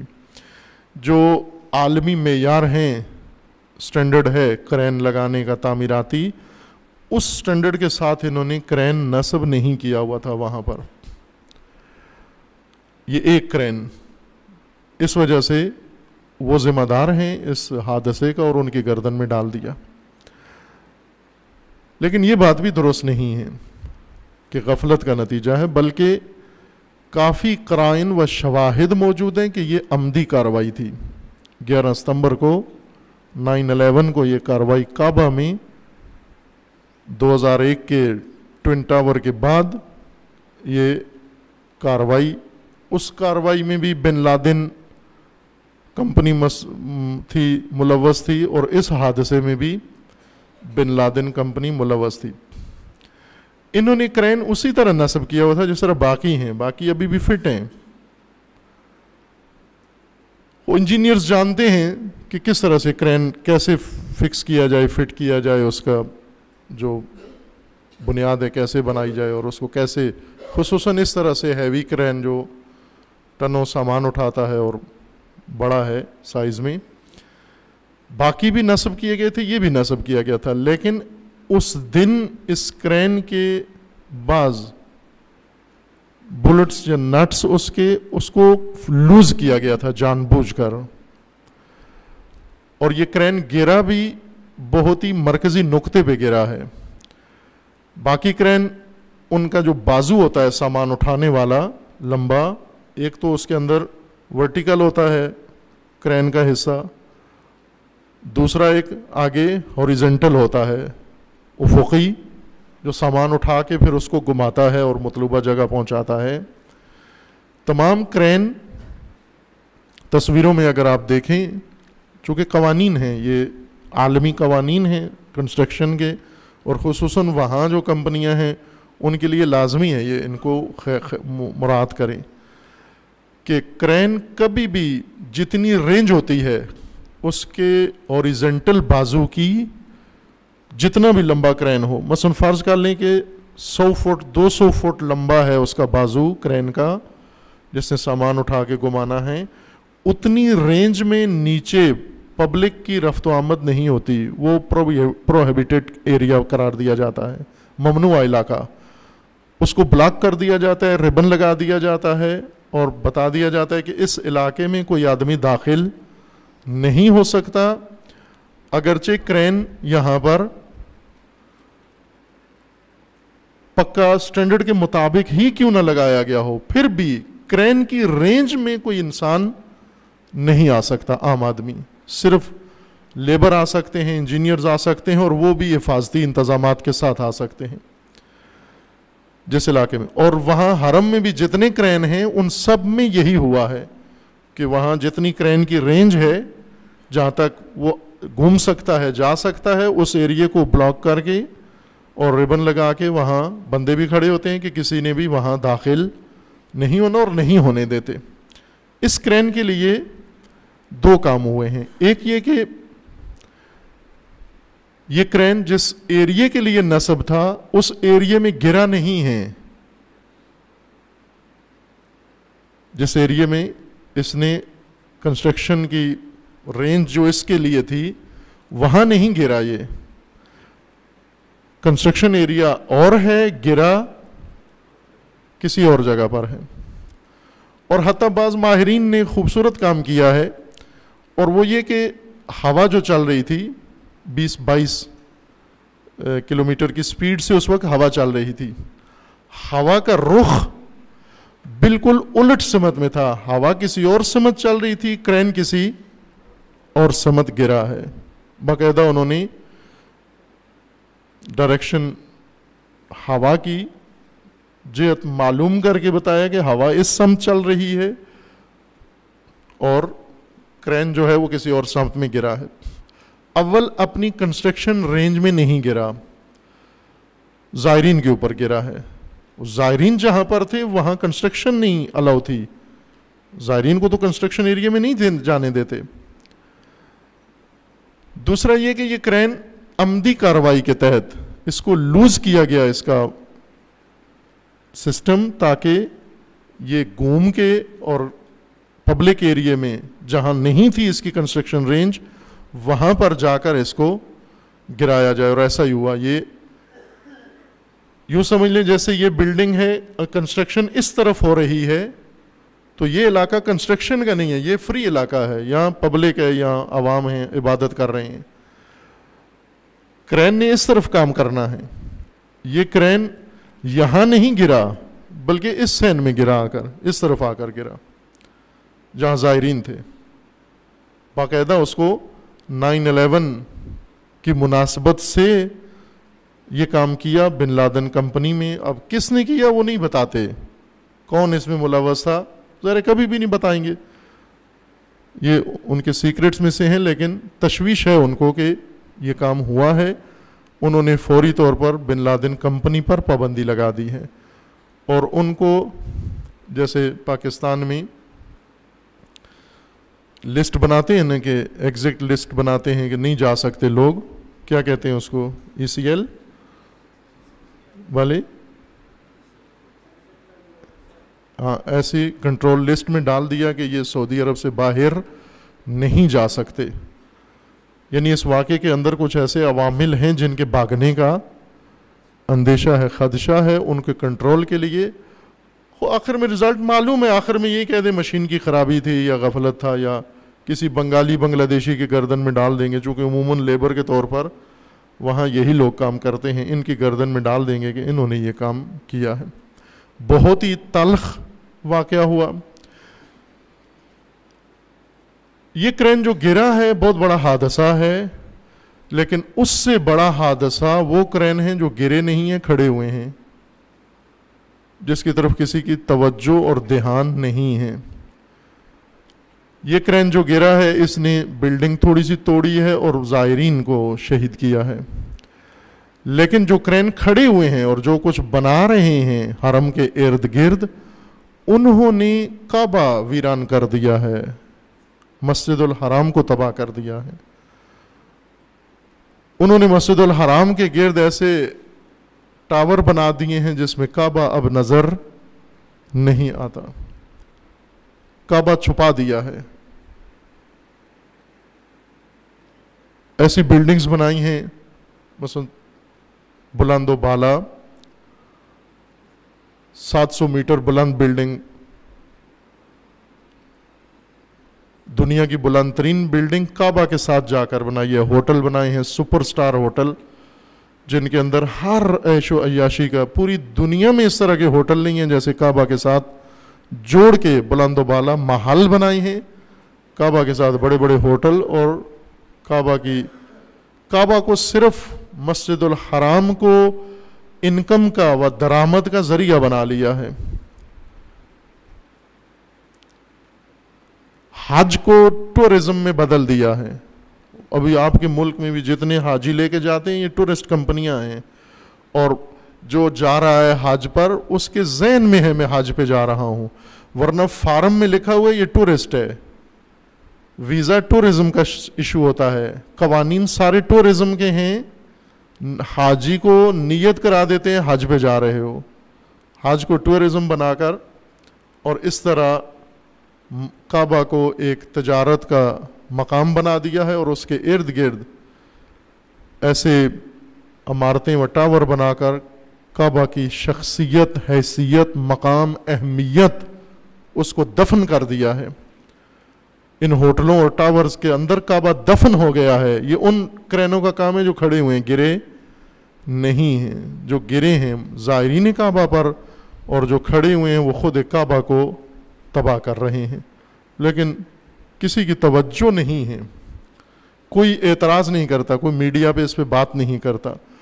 بڑے بڑے جید علماء جو کھڑے ہو کے پانی پینے کو بدعت کہتے ہیں، لیکن کعبہ دفن ہو گیا ہے ہوٹلوں کے اندر، اس کے متعلق کچھ بھی نہیں کہتے۔ چھوٹے چھوٹے مسائل پر بات کریں گے، لیکن اتنا عظیم المیہ سب کی آنکھوں کے سامنے انجام پا رہا ہے، اور اس کی طرف کسی کا دھیان نہیں ہے۔ سب یہ کیا راز ہے؟ ہر ملک و مملکت و سلسلے کے خلاف میڈیا بولتا ہے سوائے آل سعود کے۔ پوری دنیا کا میڈیا ان کے متعلق کچھ بھی نہیں بتاتا، خبر نہیں دیتے، کوریج نہیں دیتے ان کو۔ راز البتہ آپ جانتے ہیں، معلوم ہے، جو پہلے بھی بیان کیا ہے کہ ان کے پاس فضلہ ہے، اور فضلہ خوروں کو یہی چاہیے، وہ لے لیتے ہیں، اور پھر اس کے بعد ان کی ہر کارروائی وہاں دب جاتی ہے۔ ورنہ اس وقت صہیونزم قبلہ اول پر حملہ ور ہے، اور یہ خاندان قبلہ حاضر پر حملہ ور ہے، اس کو دفن کر دیا ہے۔ ہر دو باتیں بہت صدمے والی ہیں اور افسوسناک ہیں۔ ایام حج ہیں، وزائرین خداوند تبارک و تعالیٰ ان سب کی حفاظت فرمائے انشاءاللہ، اور انہیں صحیح و سالم حج مقبول و اعمال مقبولہ کے ساتھ انشاءاللہ اپنے خاندانوں میں، گھروں میں واپس پلٹائے اللہ انشاءاللہ ان کو۔ اور اللہ تعالیٰ آپ سب کو و باقی مومنین کو بھی توفیق زیارت حج نصیب فرمائے انشاءاللہ۔ حج بہت اہم عبادت ہے، روح عبادت ہے، حج کا گہرا فلسفہ ہے۔ اس بارے میں کچھ پہلے مطالب بیان ہوئے ہیں، بعض کتابی شکل میں آئے ہیں، بعض ابھی نہیں آئے۔ امام خمینی رضوان اللہ تعالیٰ علیہ کا فرمانا تھا کہ پوری دنیا پر امت اسلامی کے غلبے کے لیے ایک ابراہیمی حج کافی ہے، ایک ابراہیمی حج۔ تجارتی حج اگر ہزاروں بھی ہوں اور ہر سال ہوں، ان کا فائدہ چائنا کو پہنچتا ہے، ملٹی نیشنل کمپنیوں کو پہنچتا ہے، ٹرانسپورٹرز کو پہنچتا ہے، ہوٹل کی صنعت کو پہنچتا ہے، اور وہ کھربوں ڈالر کماتے ہیں اس 1 مہینے کے اندر یا 2 مہینوں کے اندر حج کے کھربوں ڈالر کما کے پھر ساری عمر یورپ میں جا کر عیش کرتے ہیں. ایک سیزن ان کا لگتا ہے.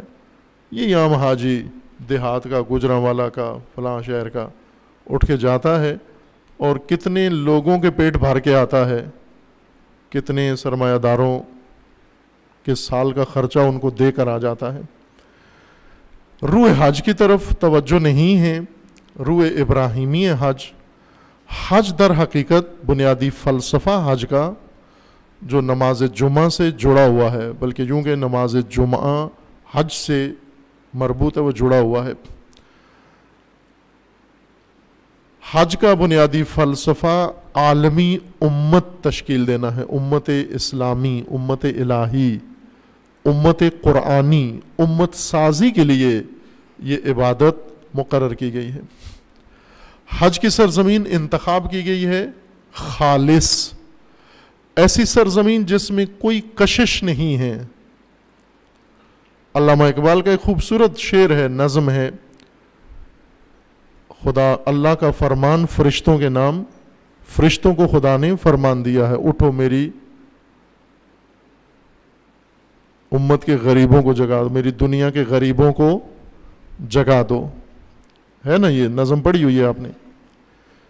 انگلش میڈیم میں کہاں پڑھی ہوگی آپ نے یہ نظم؟ وہاں اٹھو میری دنیا کے غریبوں کو جگا دو. اس نظم کے ذیل میں علامہ اقبال نے یہ خوبصورت شعر لکھا ہے کہ اللہ تعالیٰ کا فرمان ہے فرشتوں کو، ناخوش و بیزار ہوں میں مرمر کے سلوں سے، میرے لیے مٹی کا حرم اور بنا دو. یعنی اللہ کا فرمانا تھا کہ میں نے حرم بنایا تھا ایک بڑے اعلیٰ مقصد کے لیے، اور اس کو سنگ مرمر سے اور ان تزئینات سے اور اے سیوں سے اور ہوٹلوں سے خراب کر دیا، ٹاور بنا کر میرا حرم خراب کر دیا. علامہ اقبال ترجمانی کر رہے ہیں اس الہام الہی کی کہ اللہ کا فرمان ہے فرشتوں کو کہ اے فرشتوں، ناخوش و بیزار ہوں مرمر کی سلوں سے، میں ان ٹاوروں سے، ان ہوٹلوں سے بیزار ہوں جو میرے حرم میں بنا دیے ہیں. تم فرشتے اٹھو میرے لیے مٹی کا حرم اور بنا دو، ایک مٹی کا حرم الگ بناؤ. آپ توجہ کریں گے اللہ کی زمین وسیع ہے، اور خدا نے زمین ایسے معجزاتی طور پر بنائی ہے. بعض ایسے مناظر ہیں زمین کے اوپر اور جگہیں انسان کو اپنی آنکھوں پہ یقین نہیں آتا، وہ حسن، خوبصورتی، مناظر. پاکستان کے اندر ایسی زمینیں بہت ہیں، دنیا میں ایسی، یورپ کے اندر دوسری جگہوں پر سرسبز جگہیں، جھیلیں، بہت ہی گوارا موسم، 12 مہینے سال میں موسم معتدل رہتا ہے. ایسی مثلا سوئٹزرلینڈ خوب معروف ہے دنیا میں، اتنی خوبصورت اور اچھے موسم والی سرزمین. اگر کعبہ وہاں ہوتا عبادت کے لیے مومنین سوئٹزرلینڈ جاتے سارے. ہو سکتا تھا، اللہ کے علم میں تھا. سوئٹزرلینڈ خود اللہ ہی نے بنایا ہے، پیرس اللہ نے بنایا ہے، یورپ اللہ نے بنایا ہے، یہ شمالی علاقہ پاکستان کا سوات ویلی اللہ نے بنائی ہے، مری اللہ نے بنایا ہے. خوب یہاں پر بھی کعبہ ہو سکتا تھا. حضرت ابراہیم کو حکم ہو سکتا تھا کہ جو کسی ٹھنڈے مقام پر جا کر اور اچھے موسم میں جا کر کعبہ بناؤ. یہ نہیں ہوا، بلکہ حضرت ابراہیم جو بابل اور فلسطین کے درمیان تھے، یہ موجودہ شام، اردن اور عراق کا درمیانی علاقہ جو بہت ہی خوبصورت اور زرخیز علاقہ ہے، جس میں بڑے پھل اور اچھا موسم رہتا ہے. حضرت ابراہیم اس علاقے کے رہنے والے تھے، پیدائش حضرت ابراہیم کی اس علاقے میں ہوئی ہے. لیکن حضرت ابراہیم کو اٹھایا اور سنگلاخ پہاڑوں میں جا کر فرمایا کہ وہاں گھر بناؤ میرا، وہاں پر کعبہ بناؤ. کیوں؟ اس لیے کہ اس سرزمین میں کوئی کشش نہیں ہے، ذرا برابر کشش انسان کے لیے نہیں ہے، دیکھنے کے لیے کچھ بھی نہیں ہے، تفریح کے لیے کچھ بھی نہیں ہے اس میں. نہ پہاڑ ایسے ہیں جن سے لذت اٹھائیں، نہ دریا ہیں، نہ جھیلیں ہیں، نہ پانی ہے، نہ سبزہ ہے، نہ باغ ہے، نہ کچھ اگتا ہے، نہ کچھ برستا ہے. چٹیل پہاڑ، سنگلاخ، جلے ہوئے سیاہ، یہاں حرم بناؤ. کیوں؟ اس لیے کہ اگر مری میں حرم بنائیں تو یہ تو مری کی سیر کرتے رہیں گے وہاں پر، اللہ کی طرف توجہ نہیں کریں گے. جس مقصد کے لیے ان کو بلایا ہے وہ مقصد نہیں پورا کریں گے، اس کے لیے نہیں آئیں گے. یہ آپ اگر مثلا پروگرام رکھنا چاہتے ہیں، کوئی کامیاب پروگرام، کوئی قومی سطح کا کنونشن، تو آپ مری میں رکھ دیں اور لوگوں کو کال دیں، ساری دنیا آ جائے گی. کیوں؟ کہ کنونشن بہانہ ہے، مری کی سیر کریں گے وہاں پر، وہاں بیٹھیں گے، لفٹوں پہ بیٹھیں گے، کھائیں گے، پئیں گے، رہیں گے، مری میں جانے کا ایک بہانہ ہو جائے. اللہ تعالیٰ نے ایسی زمین حرم کے لیے انتخاب کی ہے کہ جہاں زمینی کشش، جغرافیائی کشش اس زمین کے اندر نہیں ہے. یہاں آئیں، کسی اور طرف ان کی توجہ نہ جائے، فقط خدا کی طرف رہے توجہ ان کی. اس لیے اس سرزمین کا انتخاب کیا ہے. اس سرزمین کو تباہ کر دیا مرمر کے سلوں نے اور ٹاورز نے اور اس بلڈنگز نے. اور تعجب ہے کہ وہاں کے مفتیان جو بہت سخت ہیں، جو کسی چیز کو تحمل نہیں کرتے، ہر چیز بدعت ہے، ٹاور انہوں نے برداشت کیے ہوئے ہیں، ہر چیز برداشت کر رہے ہیں جو وہاں بن رہی ہے، لیکن دنیا اسلام میں باقی سب کو کافر سمجھتے ہیں. اس بارے میں کیوں نہیں اظہار نظر کرتے؟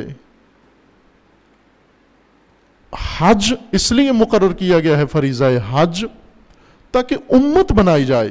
تمام رنگ و نسل کے لوگ امتیاز رنگ و نسل مٹا کر، رنگ و بو مٹا کر، اپنی تہذیب و کلچر کو چھوڑ کر، اپنے معمولات زندگی کو چھوڑ کر سب آئیں، ایک ہو جائیں. وہ جو الگ الگ فرقے بنے ہوئے ہیں، وہ جو الگ الگ قومیں بنے ہوئے ہیں، جو الگ الگ قبیلے بنے ہوئے ہیں، جو الگ الگ پارٹیاں بنے ہوئے ہیں، جنہوں نے اپنی انفرادی یا اجتماعی کوئی حیثیت بنائی ہوئی ہے، وہ سب آ کر یہاں ختم کر کے ایک رنگ، ایک لباس پہن کر یہاں پر ایک ہوں. یہ ریہرسل ہے، یہ مشق ہے، اس لیے تاکہ یہاں چند دن آ کر امت واحدہ ہونے کا مظاہرہ کریں اور پھر واپس اپنے وطن میں اور اپنے علاقے میں جا کر امت واحدہ بنیں. یہ رنگ و نسل و فرقہ اور یہ سارا کچھ ختم کریں. ابراہیم امام ہیں، اور امام کو، ابراہیم کو کہا گیا اذن فی الناس، اے ابراہیم لوگوں میں اعلان کرو. امام، انی جاعلک للناس اماما، اے ابراہیم ہم آپ کو امام بنا رہے ہیں. اذن فی الناس، اے امام اب تو اعلان کر لوگوں میں. یاتونکا، لوگ آئیں گے تیری طرف، دور دراز سے آئیں گے، سواریوں پر آئیں گے، پیدل آئیں گے، ہر ممکنہ وسیلے سے اور طریقے سے آپ کی طرف آئیں گے اور آپ نے بلانا ہے. امام کی دعوت پر جو آئے گا، لنگر کھانے تو نہیں آیا، ہوٹلوں میں رہنے نہیں آیا. امام کی دعوت پر جو لبیک کہے گا وہی امت ہوگا اس امام کے لیے. امت طلب کی گئی ہے، امت بلائی جا رہی ہے، امت بننے کے لیے بلایا جا رہا ہے. امت بننے کے لیے اپنے امتیازات ختم کرو. یہ جو کچھ سلوا کے پہن کے آئے ہو، سب سلا ہوا لباس اتار دو اور 2 تولیے باندھ لو، 2 چادریں سفید باندھ لو، احرام، اور سب کے سب یک زبان پکارو لبیک اللہم لبیک، کہ خدایا تیری دعوت ہے، تیری طرف سے مقرر کردہ امام نے بلایا ہے، ابراہیم نے بلایا ہے، ہم ان کی ندا پر لبیک کہتے ہوئے آ گئے ہیں. کعبۃ اللہ کا طواف کرو، مواقف پر قیام کرو، وقوف کرو، تاکہ وہ مقصد امت کا حاصل ہو جائے. تفریح کا حج نہ ہو، تجارت کا حج نہ ہو.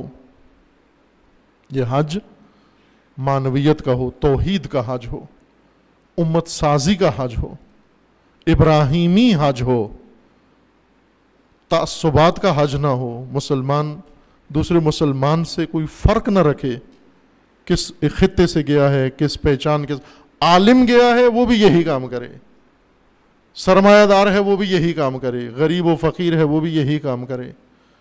جو جس حیثیت سے گیا ہے اپنی حیثیت کو ختم کر کے الہی رنگ اپنا لے، وہاں پر الہی امت بنے. وہاں پر ایک خاص محدود علاقے میں جمعہ کا یہی فریضہ ہے، نماز جمعہ، روز جمعہ یعنی روز اجتماع، اجتماع ہے. روز اجتماع مومنین کا، مسلمین کا، کس لیے؟ تاکہ امت بنے، امت واحدہ. یہی امت جو نماز جمعہ و جماعت میں علاقائی طور پر بنتی ہے، یہ یونٹ، یوں نہ ہو کہ ان کے اندر علاقائیت کا رنگ غالب آ جائے، یہ جمعہ اور وہ جمعہ، یہ سب مل کر سال میں ایک دفعہ بیت اللہ میں جائیں تاکہ علاقائیت کا رنگ ختم کر کے ایک امت واحدہ پوری زمین پر بن جائیں. اور اس حج کی انتظار ہے ابھی، وہ حج امت ساز، ابراہیمی حج. حج 3 ہستیوں کا نقش قدم ہے، 3 ہستیوں کا نقش قدم حج ہے. اور یہ نقش قدم اگر آپ، چونکہ روایت میں ہے کہ نماز جمعہ رسول اللہ کا فرمانا ہے کہ صلاۃ الجمعہ حج و فقراء امتی، میری امت کے فقیروں کا حج نماز جمعہ ہے. جو صاحبان توفیق ہے وہ وہاں جا کر وہی کام کریں گے جو فقراء یہیں بیٹھ کر کر لیں گے. 3 ہستیوں کا نقش قدم اگر آپ اپنے شہر میں اپنا لیں، آپ کا شمار حاجیوں میں ہوگا، آپ کا شمار حاجیوں میں ہوگا. چونکہ بہت سارے اعمال کا میزان حج ہے، کہا جاتا ہے کہ اگر یہ کام کرو، یہ نیکی کرو، اتنے حج کا ثواب ملے گا، یہ حرکت کرو، یہ فریضہ انجام دو، اتنے حج کا ثواب ملے گا. حج ثواب کا پیمانہ ہے. آپ اگر یہ نقش قدم اپنی زندگی میں یہیں پہ اپنا لیں، اسی دنیا میں اپنا لیں، کعبہ، مکہ اگر توفیق نہیں، یہیں پر اپنے شہر میں، پاکستان میں ہر پاکستانی اگر یہ نقش قدم 3 اپنا لے، ایک ابراہیمی، دوسرا اسماعیلی اور تیسرا ہاجری، یہ 3 اگر کردار اپنا لیں آپ کی ساری عمر کا ثواب اجر حج ہے آپ کا.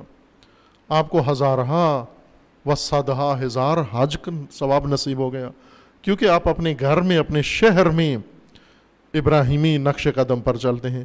ان سیرت تشریح کی ضرورت ہے. حج پہ بلایا جاتا ہے، بلا کر کیا کریں؟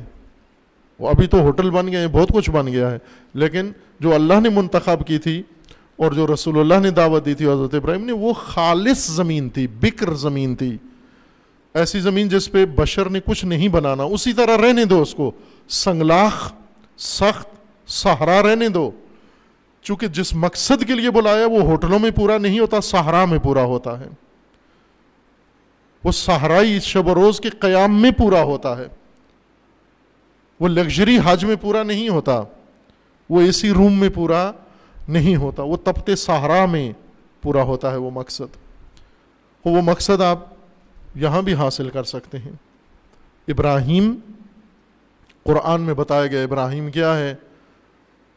ابراہیم مشرک نہیں ہے. قرآن بار بار حضرت ابراہیم کی تعریف میں یہ فرما رہے کہ ابراہیم ما کان من المشرکین. یہ حضرت ابراہیم کا فرمانا ہے، انی وجہت وجہی للذی فطر السماوات والارض حنیفا مسلما وما انا من المشرکین. یہ عہد ہے ابراہیم کا کہ میں نے اپنا رخ اللہ کی طرف کر لیا ہے، سیدھا خدا کی طرف، اور خدا کے علاوہ ہر ایک سے اپنا رخ موڑ لیا ہے، اور میں مشرک نہیں ہوں.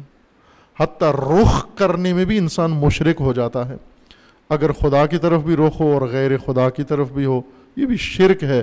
ابراہیم فرماتے ہیں وجہت وجہی للذی فطر السماوات والارض، فاطر سماوات و ارض کی طرف میں نے اپنا وجہ کر لیا ہے، حنیفاً مسلماً، تسلیم حالتوں میں، تسلیم ہو کر، ہر چیز کو چھوڑ کر، حنیف ہر چیز سے آزاد ہو کر، چھوڑ کر میں نے فقط اپنا رخ اللہ کی طرف کر لیا ہے. وما انا من المشرقین، اور میں مشرک نہیں ہوں. اسماعیل، تسلیم. جب حضرت ابراہیم نے کہا کہ حکم ہوا ہے تجھے قربان کروں، تو محبوب ہے، ابھی عید آئے گی، قربانی کریں گے، یہ نقش قدم و یادگار ہے باپ اور بیٹے کے لیے. یہ ایک علامتی قربانی ہے جو آپ حیوان ذبح کرتے ہیں. اس علامتی قربانی کے پیچھے ایک حقیقی عمل کی کہانی ہے، اس کی طرف دھیان رہے. اسماعیل تسلیم ہے. جب حضرت ابراہیم نے کہا قربانی کے لیے تیار، بیٹے نے نہیں کہا کہ ابھی میری جوانی، ابھی تو میں نے کھایا نہیں ہے، ابھی تو میں نے شادی نہیں کی، ابھی تو میں نے پڑھا نہیں ہے، ابھی تو یہ نہیں کیا، ابھی فلاں ہو گیا، استخارہ نکالتے ہیں نا. بیٹا باپ سے بھی زیادہ آمادہ تر. افعل ما تؤمر، اے بابا جو امر ہے کر گزریے. ستجدنی انشاءاللہ من الصابرین، انشاءاللہ آپ مجھے صابروں میں سے پائیں گے. اور سب سے بلند تر حج کا نقشہ دیکھا ہوا ہے کعبہ کا، اللہ تعالیٰ توفیق دے انشاءاللہ. جو گئے ہوئے انہیں معلوم ہے، تصویر سب نے دیکھی ہوئی ہے. حج مکعب ہے، 4 کونے ہیں، اور حج کے گرد جب طواف ہوتا ہے تو ایک طرف قوس بنی ہوئی ہے، نیم دائرہ بنا ہوا ہے نا حج کی تصویر میں نیم دائرہ. طواف کرنے والوں کو حکم ہے کہ اس دائرے کے باہر سے گزریں. خب اول یہ دائرہ ہے کیا، اور کیوں طواف والا باقی سب جگہوں سے کعبہ کی دیوار سے گزرے، لیکن جب اس دائرے کے پاس پہنچتا ہے تو کعبہ کی دیوار کے ساتھ نہیں جا سکتا بلکہ باہر سے گزرے. اگر کعبہ کی دیوار سے گیا حج باطل ہے، طواف باطل ہے. باہر سے گزرو دائرے سے. اس دائرے میں کیا ہے؟ اس دائرے میں حضرت ہاجر کا مزار ہے، قبر ہاجر یہاں پر ہے، مادر اسماعیل.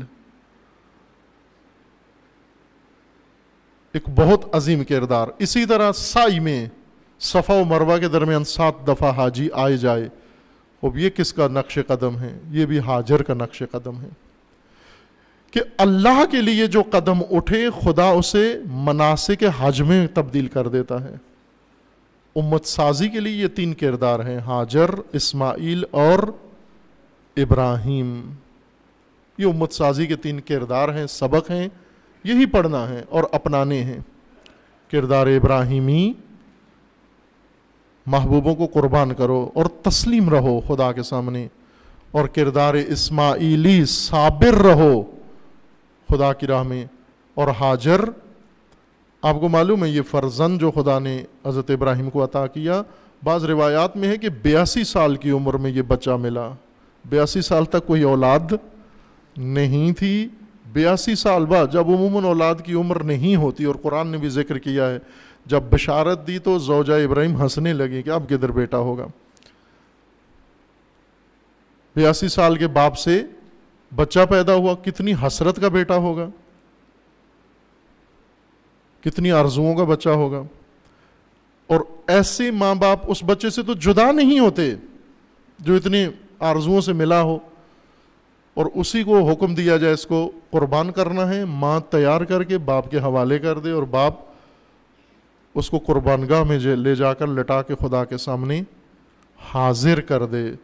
یہی سکھانے کے لیے سب کو بلایا گیا ہے کہ آؤ اور یہی کام کرو. آ کر پھر واپس جا کر اپنے وطن میں یہ کردار بنا لو اپنا، ابراہیمی کردار، اسماعیلی و کردار ہاجر، تاکہ آبائی دلدل سے نکلو، تہذیب کی دلدل سے نکلو، خرافات کی دلدل سے نکلو، جس فساد میں مبتلا ہو اس سے نکلو. حج نجات امت سازی کے لیے ہے، نجات امت کے لیے ہے، نجات بشر کے لیے ہے. کہ اللہ تعالیٰ کی بارگاہ میں دعا گو ہیں کہ خداوند حقیقی حج، روح حج کے ساتھ حج کرنے کی توفیق سب کو عنایت فرمائے انشاءاللہ. دعا گو ہیں بارگاہ خداوند تبارک و تعالیٰ میں. اللہم بحق اسمک العظیم الاعظم الاعز الاجل الاکرم، یا اللہ یا اللہ یا اللہ یا اللہ یا اللہ یا اللہ یا اللہ یا اللہ.